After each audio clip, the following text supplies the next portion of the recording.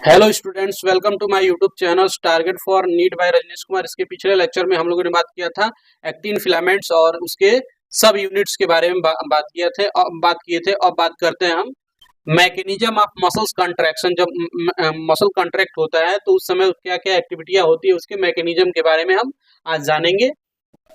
पहले बात करेंगे मोटर न्यूरॉन जो होता है। जो मोटर न्यूरॉन वो न्यूरॉन होता है जो रिस्पॉन्स को सीएनएस से लाने का कार्य करता है, उसको हम मोटर न्यूरॉन या मोटर न्यूरॉन कहते हैं। और motor neuron plus muscle cells को हम मोटर यूनिट कहते हैं। तो बात करेंगे motor neuron plus muscle cell जो होता है ये रिसेप्टर को सीएनएस से लाने का कार्य करता है। और उसके बाद जो होता है जब लाकर ये न्यूरोमस्कुलर जंक्शन के पास या मोटर इंड प्लेट के पास वो रिस्पॉन्स भेजता है। भेजने के बाद जो होता है वो न्यूरोमस्कुलर जंक्शन या मोटर इंड प्लेट जो होता है वो मोटर न्यूरॉन रिलीज करने का कार्य करता है। न्यूरोट्रांसमीटर जो होता है वो रिलीज करता है, एसिटाइल कोलिन होता है। और एसिटाइल कोलिन हार्मोन जो होता है, एसिटाइल कोलिन हार्मोन रिलीज करने के बाद ये जो होता है वो रिसीव होता है। एसिटाइल कोलिन रिसेप्टर के पास जो होता है वो हार्मोन रिसीव किया जाता है।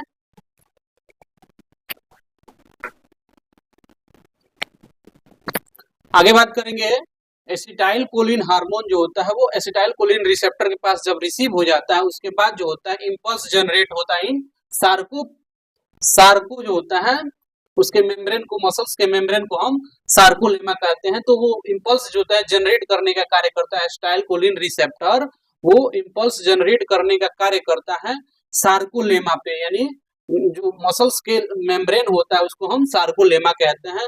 और मसल के जो होते हैं सार्कोलेमा कहते हैं। और उसपे जो होता है इंपल्स जब जनरेट होता है तो उसपे जो होता है मसल सेल्स में जो होता है एंडोप्लाज्मिक रेटिकुलम यानी सार्कोप्लाज्मिक रेटिकुलम के जो होते हैं दो जो होते हैं एक्टिव्यूल्स प्रेजेंट होता है। एक होता है टी टिब्यूल्स और एक होता है एल टिब्यूल्स।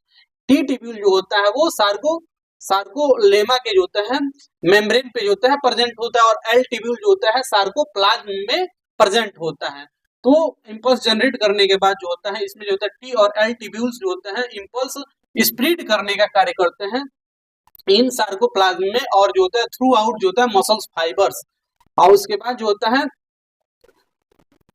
कैल्शियम आयन जो होता है टी और एल टिब्यूल्स में जो होता है स्टोरेज होता है। तो उस टी टिब्यूल्स और एल टिब्यूल से जो होता है इंपल्स जब जनरेट होने के बाद जो होता है वहां से कैल्शियम आयन जो होता है कैल्शियम +2 आयन जो होता है टी और एल टिब्यूल से जो होता है वो रिलीज होना शुरू हो जाते हैं। रिलीज होने के बाद जो होता है एल टिब्यूल्स इन सार्कोप्लाज्म, और एल टिब्यूल जो होता है वो सार्कोप्लाज्म के अंदर यानी साइटोप्लाज्म को हम सार्कोप्लाज्म कहते हैं। तो साइटोप्लाज्म के यानी सार्कोप्लाज्म के अंदर ये एल टिब्यूल्स प्रेजेंट होता है, उससे जो होता है कैल्शियम आयन रिलीज होते हैं।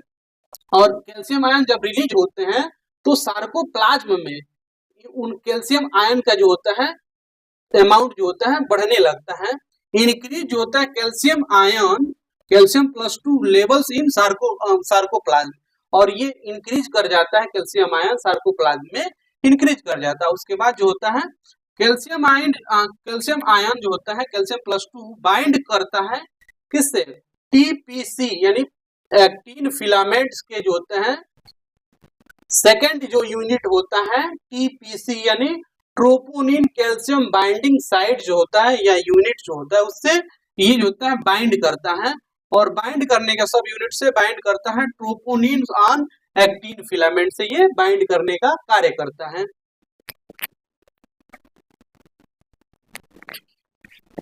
आगे बात करते हैं जब कैल्शियम आयन जो होता है सार्कोप्लाज्म में इंक्रीज करने लगता है उसके बाद जो होता है कैल्शियम आयन जो होता है वो बाइंड कर जाता है एक्टिन फिलामेंट के जो होता है सेकेंड यूनिट जो होता है टीपीसी यानी ट्रोपोनिन कैल्शियम बाइंडिंग साइट से वो बाइंड कर जाता है। और बाइंड करने के बाद आगे जो होता है एंड आल्सो कैल्शियम जो होता है कैल्शियम आयन बाइंड करने के बाद आगे जो होता है कैल्शियम आयन एक्टिवेट करता है। कैल्शियम आयन एक्टिवेट करने का कार्य करता है किसको, एटीपीएज एक एंजाइम प्रेजेंट होता है वो मायोसिन के हेड पे जो होता है प्रेजेंट होता है, उसको एक्टिव करने का या एक्टिवेट करने का कार्य करता है कैल्शियम आयन। और उसके साथ साथ मैग्नीशियम आयन भी कार्य करता है। लेकिन मोस्टली होता है कैल्शियम आयन ये होता है जो कि एटीपीएज एंजाइम को मायोसिन के हेड पे जो प्रेजेंट होता है उसको एक्टिव करने का कार्य करता है। आगे बात करते हैं removals of maskings of active sites of myosin. ये रिमूव करने का कार्य करता है, रिमूव करने का कार्य करता है। एटीपीएज जब एंजाइम एक्टिव हो जाएगा उसके बाद वो रिमूव करेगा, मास्किंग को हटाने का कार्य करेगा। एक्टिव साइट्स ऑफ मायोसिन के हेड पे जो मास्किंग लगा होता है वो हटाने का कार्य करेगा एटीपीएज एंजाइम। उसके बाद आगे बात करते हैं इसमें एटीपीएज जो होता है हाइड्रोलाइसिस होता है, जब मास्किंग के दौरान जाता है, मास्किंग को हटाने के बाद एटीपीएज हाइड्रोलाइसिस होता है।